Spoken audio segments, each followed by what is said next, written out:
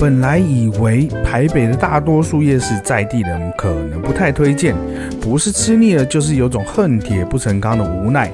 直到半年前我们走访通化街、临江街夜市，才发现观众对这里其实很有爱，还分享了一堆必吃名单。这一集就诞生于上集的留言，这次我们不只挑了观众推荐的美食，也特别选了几家虽然是必比登美食，但是评论分数莫名低的店，一探究竟。毕竟会被推荐，一定有其可取之处，或许是某些条件下很好吃，也可能是某些情况下让人失望。最后我想说的是，从上次我们把这里列为台北夜市前3强的排名，到现在从没有动摇过哦。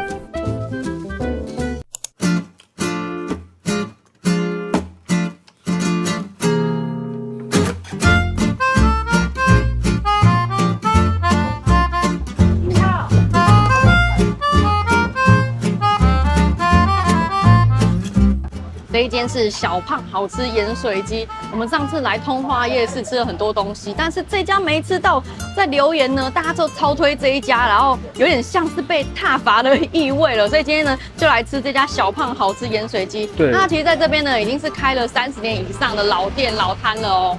然后这一间呢，就是它台面上非常的干净，然后东西看起来都超诱人。我们想说买一点点就好了，结果不小心一买就是一大包了。对，我跟你讲，这一间原本是在那个青岛豆浆店的门口，小摊子做到现在一个店面。盐水鸡当然是先从鸡肉开始，哇，超好吃的，一吃就会喜欢的那一种。它的调味呢，不会说太淡或太咸，非常刚好。然后再来是它的鸡肉品质，我也觉得是在我们吃过当中呢很出色的。再来是我们吃咸水鸡或者是炸烤类的，有一个指标就是豆皮豆类的东西，它这个豆皮呢是有一点烟熏味道的，非常舒服。那我有点豆干，但我觉得豆干就是口感柔软而已，没有太特殊。所以你会建议大家2个豆类选这个？更喜欢。我也觉得这个好好吃哦。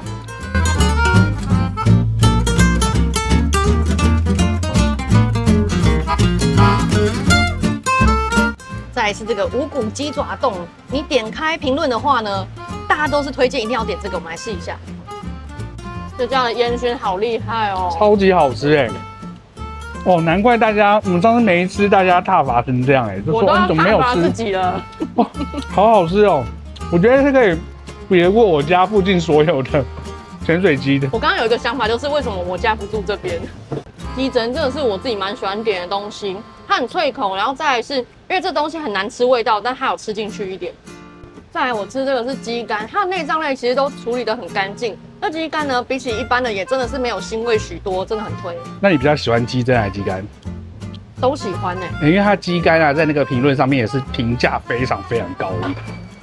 我今天总共点了10样，就不一一介绍给大家，不然天不会太长。当然，我今天呢结账是370，这么大一包，我们已经吃1点掉了。它真的是每一样都好吃，而且我刚刚越吃那个豆干越刷嘴，我已经有点打自己的脸了。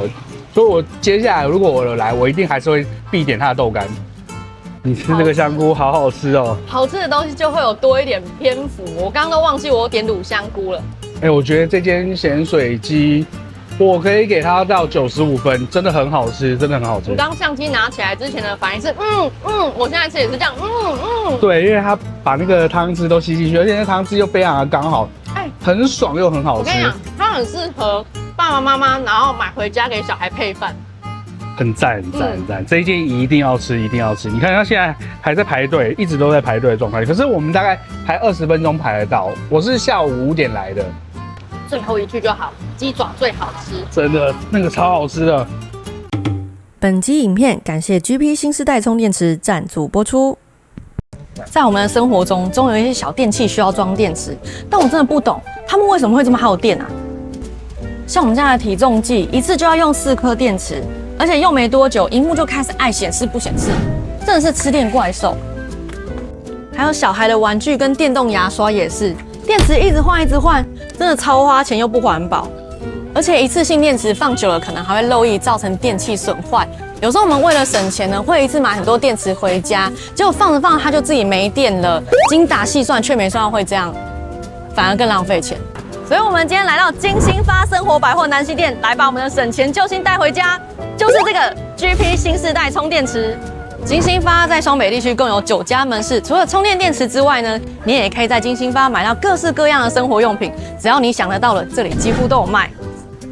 哇，一颗 GP 新世代充电池至少可以使用300次，等于我们每买一颗就可以省下2925元哎。如果我们家需要20颗电池，以1个月换一次电池的速度，5年下来我们就省了11700，300次可以用25年，那我们这样子就总共省了58500元，都可以买一台机车了，甚至够我们一家4口出国一趟哎。我以前对充电电池的印象很不好，觉得充很慢又很麻烦，但这款充电电池真的让我完全改观，它可以直接充，不用放电再充，3个小时就可以充饱，真的超方便。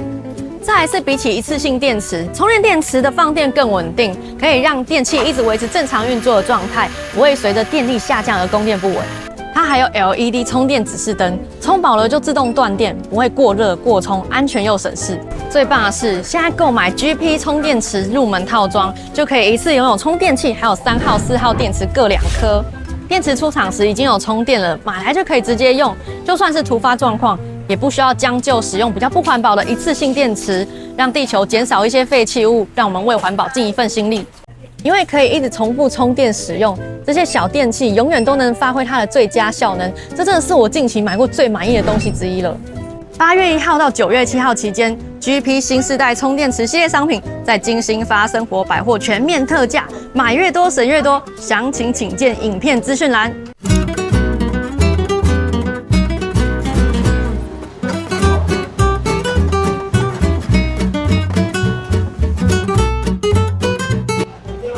是雅口天香臭豆腐，我们上次呢本来也要来吃，但是因为第一个太饱了，然后再来是它评价不怎么高。可是呢，我们上一次的影片播出之后呢，就有很多观众来留言说，你怎么没有吃这家？这家好吃，所以我们今天就来试试看啦。我跟你讲，它是米其林必比登的哦，试试看，试试看。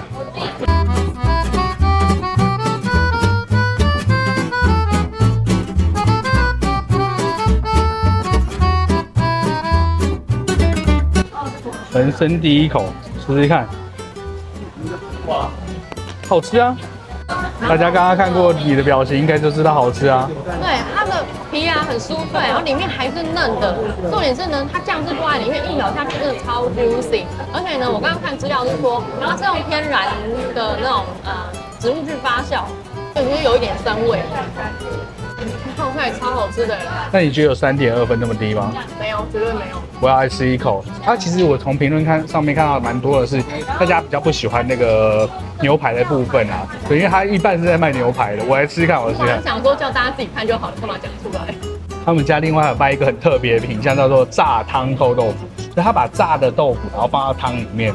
但我不是很有勇气尝试啊，不过我可以吃得出来，因为它这个臭豆腐啊是我吃过最 juicy 的，而且吃下去就好像是已经吸满了汤汁，像泡在汤里面，可是外皮又有点微微酥酥、微微脆。有些人可能很喜欢吃脆的、很硬的那种，会刮口的那种，就觉得它不够脆。可是这个脆度对我来说刚刚好。但是那一道我真的是蛮好奇的，只是我的食量太小啊，不然如果有吃过的观众告诉我们你比较喜欢哪一样。而且这个还蛮臭，因为我现在咬下去，我嘴巴都很臭的味道，可是好吃，我觉得值得推。如果单给我一个分数的话，我会给它4.1、4.2分，好吃。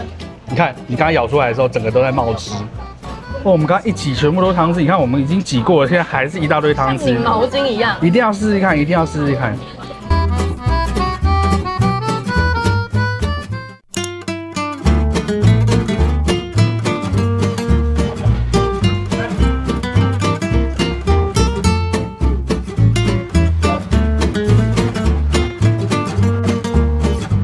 这一间是味记水饺，我们上次还是格登炸鸡跟冰店的时候，在排队呢，就发现隔壁的这间水饺看起来好像很好吃的样子，敏感度出现了，真的。结果回家之后呢，果真观众就来留言了，说这家很好吃，要吃。而且它很特别的是，它有那个番茄酸辣汤一定要点，当然还有它的水饺。我们先来吃它的水饺看看。好。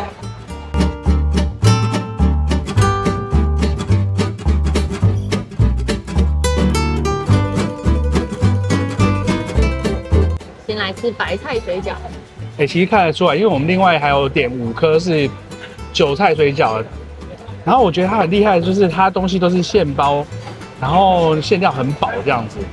我今天刘海剪很短，所以大家就可以很清楚看到眉毛。我跟你讲，它的皮呢是老面皮，所以吃起来就很像在吃那种包子皮很香的样子。可是呢，它又做的薄薄的，可以透光，所以就像你讲的，可以一眼看得出来里面包的是什么馅料。虽然它不大颗，可是我觉得它馅料真的非常的薄。它是属于面香很重的那一种馅料。哦，我最喜欢这种，我也来吃一颗。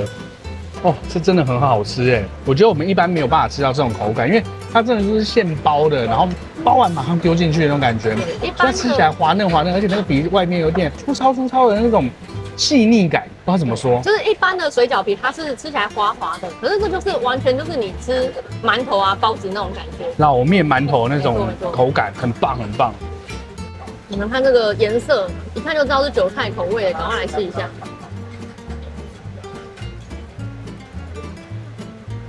哦，好吃哈，非常久哎。这韭菜啊，里面每一块切的都是一样的大小，它口感吃起来超像苍蝇头包在里面。我觉得它里面那个还蛮嫩的，因为我吃很多韭菜的东西，它都会卡牙缝，这个完全不会。哇，非常仔细的一个水饺，真的。然后我们这样咻咻咻吃了好几颗，一点酱都没有沾，就觉得好吃到不行了。够味了，而且更能够显现出它的鲜甜。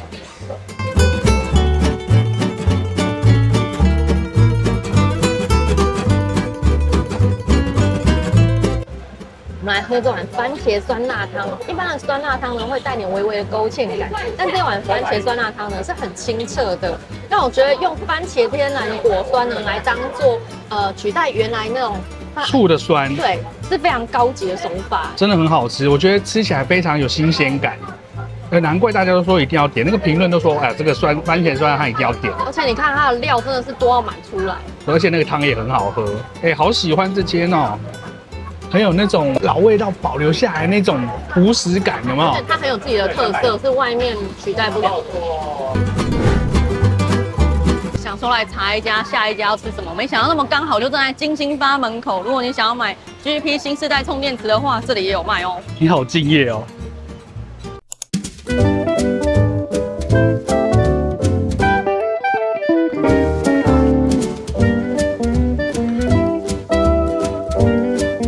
是中记通化鱿鱼羹，这也是在地老字号了。招牌上面呢写了30年老店，但是20年前的30年老店，意思是怎么样？现在55年了，50年，1975年开的。对，因为它上面写创立于1975，然后这间老字号也是观众推荐。然后我们上次本来想说，哎，这到底会不会好吃，所以没有吃。结果蛮多观众说的，所以我就决定来吃吃看。而且我最没有办法抗拒的就是老字号了。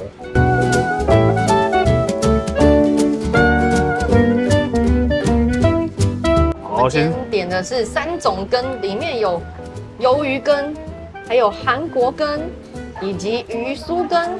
对，我第一次知道这个东西叫做韩国羹，那不是什么刻花什么鱿鱼吗？不是，我猜它就是韩国鱿鱼啦。对啊，因为我们有看过蛮多店就叫做国鱿鱼、韩国鱼。对对对，它是立法院，不应该在羹汤里面。我要吃饭了，不说它。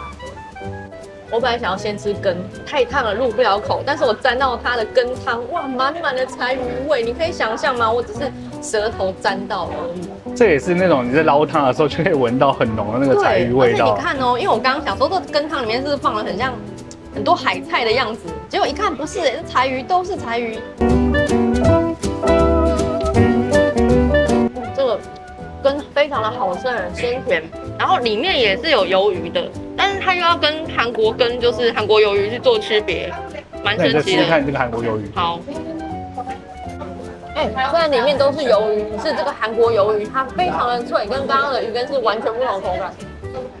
再来这个是重头戏，我每次看到鱼酥羹都一定想要点一下。听说这是用我们淡水的许义鱼酥啊。重头戏，这是我们的名产啊。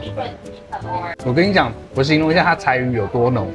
我刚刚喝那个汤喝到我咳嗽，因为柴鱼卡在我的喉咙里面，超多的，真的有够对味。这柴鱼我们从来没有吃过这么浓的。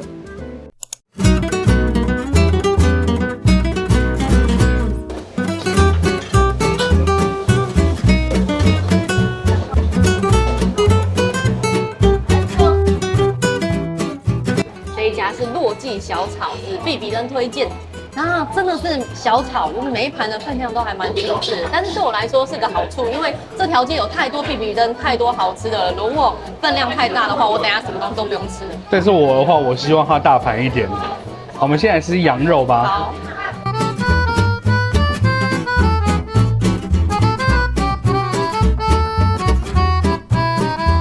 给大家比例尺一下，它这一盘小小盘的，像一个小盘的烫青菜这样子。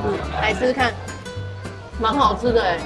当然啊，人家必比登哎，而且它这么精致，应该要连口味一起精致起来才对。我最喜欢吃到那种有酒香气的东西，它这盘烤羊肉的酒香非常的明显。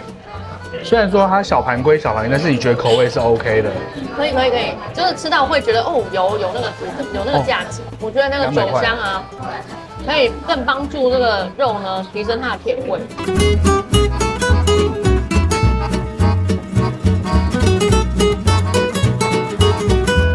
这一盘是炒螺肉，哇，它里面给的9层塔有够多，这东西如果可以配一罐啤酒，超棒。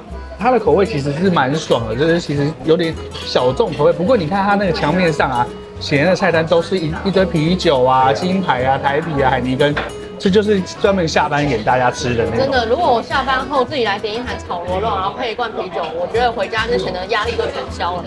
吃的不是重点，就是要喝。你啦，我喝会痛风。他们家的调味真的是一级棒，然后那个螺肉啊很脆口，也不会有怪味道。重点是呢，那9层塔给的像炒时蔬一样一大把的，啊，我是蛮喜欢的，因为我很喜欢吃9层塔。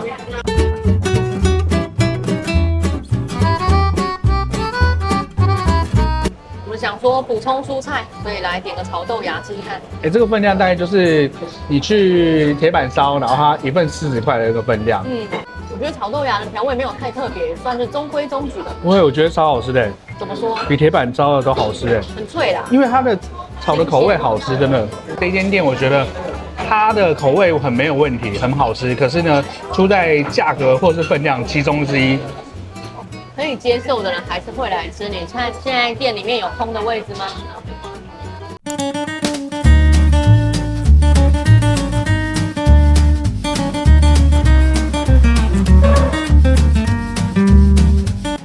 这一间是青岛海鲜水饺，虽然又是水饺，但它观众推荐的。然后再来是我们经过也觉得它好像看起来真的蛮好吃的，所以我们来试一下它的锅贴好了。刚好锅贴也是他们家的招牌，是他们那个 Google 排名第1名的。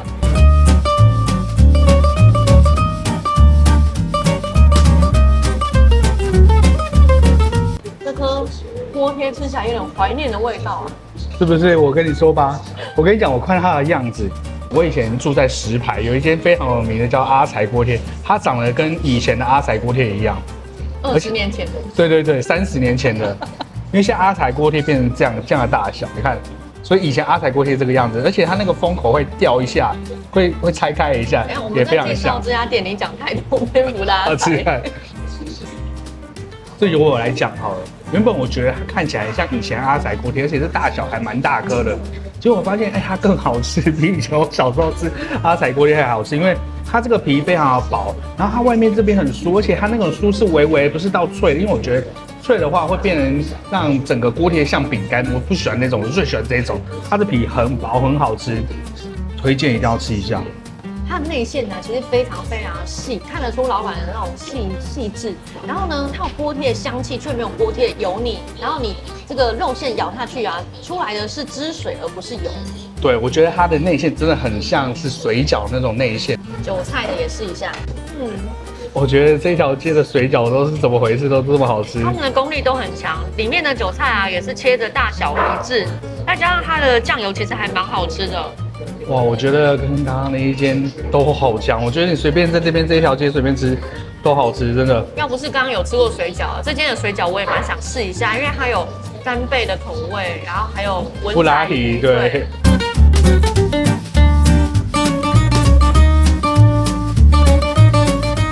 这一碗酸辣汤是我们的相机福利，它看起来呢就是微微有点勾芡的，然后呢里面料也是非常的多，喝起来也是有番茄酸香。那我们如果以番茄炒蛋这道菜呢作为比喻的话，刚刚那一碗刚刚那碗酸辣汤比较像是清的番茄炒蛋，这一碗呢像是茄子炒蛋。我觉得青菜萝卜各有所好。我自己两个都还蛮喜欢的，但我觉得刚刚那个比较新鲜一点。对，那这碗喝起来呢蛮浓郁啊，微微有带点辣感，喜欢刺激的可以点。对，如果很饿的话，这个饱足感更好。哇，这里面料也真的是很多，而且我刚才已经吃了好几口，料还是很多。这条街真的有够强了，你随便吃一间呢都是上之选。是怎样？他们有经过筛选，不厉害的不能进来这条街吗？我觉得这可能是它比较老的街，然后最原始的店都在这边呢。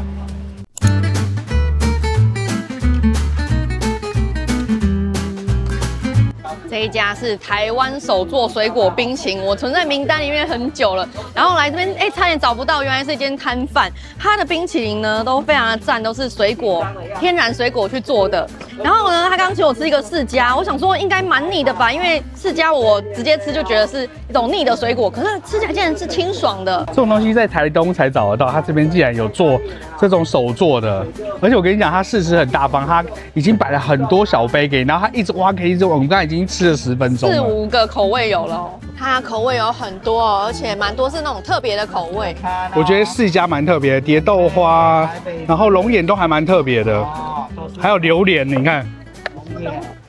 哦，因为它一直喂，所以我们根本没时间拍。对，我们吃了好几个口味，没办法拍给大家看。可是真的，它每一个口味都非常的天然，而且都吃得到那个天然的果渣在里面。对，因为它的店名啊叫做台湾手作水果冰淇淋，所以我会想要推销一些就是真的台湾水果推给大家。可是呢，什么蝶豆花啦、抹茶啦，也都超好吃的，要叫我怎么办？你越吃越不知道买哪一个。对，没错。那我刚刚试吃第一个是草莓，那个草莓的酸香感真的非常的舒服。再来是有柠檬的品相，比如说蝶豆花它本身是无味的，那你要用柠檬去调味。火龙果的话呢，也是风味不是很重，用柠檬去调味。它柠檬超好吃，真的，我觉得柠檬都可以点。那像刚刚旁边有一个大姐在旁边，她超推荐，她说她是常客，然后一直跟我们推荐，就是连客人都哇很热心的在推荐。我觉得来这里吃东西非常棒，就是你最后可能买个1、2个口味，但是你可以吃到10几种口味。这一间店我觉得可以来吃一下，当最后2个来吃，超棒。想吃哪？看老板非常的大方，他也都已经先准备好4只了，在这边里面了。免费。我们刚刚吃了火龙果了，我觉得这个是我最喜欢，因为我们刚刚吃很多比较油腻的东西了，现在吃就很开心。然后他现在给我这个榴莲的猫烧门的节，它是有够香，对，就跟臭豆腐的道理一样，越臭越香。你吃就好，我不敢吃。你吃一口看看啊，我想看你那个，哇，真的很好吃。你看我手上这碗又变不一样，你如果站在这边不走，老板就会一直投喂你。真的，你吃一下最后这个百香果啊。我跟你讲，很香我刚刚吃到里面还有籽以外，还吃到一点点那种百香果籽外面不是会包着那个，就是有点滑滑的那个。对，一个膜吗？吃得到那个东西哦，这个很推哦。好，老板谢谢哦。谢谢老板，拜拜谢谢，超好吃，超好吃。又来了。好，大家要来吃哦。我们应该要来总结一下了。上一次呢，在来到临江街夜市之后呢，发现我们在北部的夜市有了很大的变动，它排到了前3名。那我们今天呢，又来逛了一轮临江街夜市，吃过一轮之后呢，发现我们的想法还是没有改变。我觉得它是北部最强夜市的前3名。今天这一集呢，除了最后一间以外啊，其他都是观众推荐的，真的每一间都非常的赞，尤其是在米其林一条街、通化街39巷50弄那一条街，对，真的是每一间都好吃。而且其实我们上次已经在那一条街拍了好几间，这次又拍了好几间，真的每一间都无雷其中有一些蛮有名的店家，它的评价比较低，可是因为呢，今天还是有蛮多的观众推荐那些店家，所以我们想说还是来试试看啊。一试之下，觉得还是蛮好吃的啊。而且根据我们之前的经验，就是低分通常都是有一些其他的原因，比如说人太多的时候啊，排队秩序不好啊，或者是说店家价格太高啊，或者是分量太小。今天其实有碰到，但是我说真的，口味是没有问题的。对啊，也必须老实说，就是它真的比较小盘，那我觉得可以接受的人，它的受众还是很多。因为我们进去的时候，里面一样做的满，对，那我们就是把这些真实的一面跟大家讲。那大家如果觉得可以接受，去吃吃看，我觉得应该不会踩到雷这样子。好了，我们今天就先到这边啦。那如果大家还有什么推荐的话，就持续推荐啦。我们今天先到这边，拜大家拜拜。